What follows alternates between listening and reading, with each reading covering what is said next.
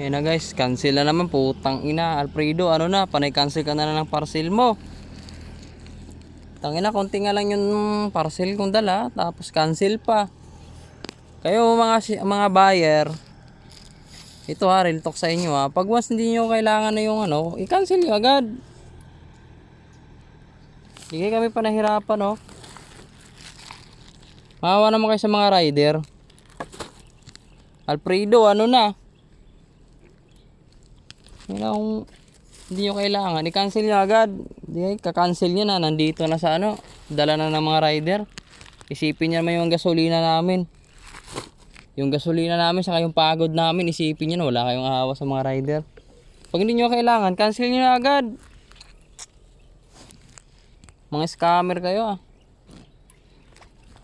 Kung wala kayong pambayad, walang pambayad. Sige, marami pa kayong sasabihin. Dami nyo pang mga palusot. Order pa kayo, 2 parcel.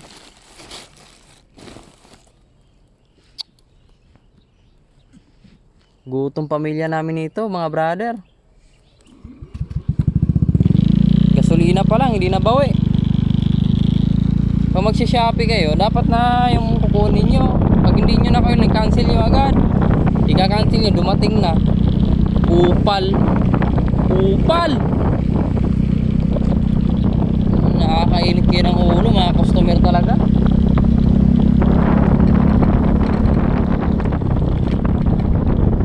Gugutomin yung pamilya namin dito dahil lang dito sa parcel ninyo, hindi nyo kinukuha.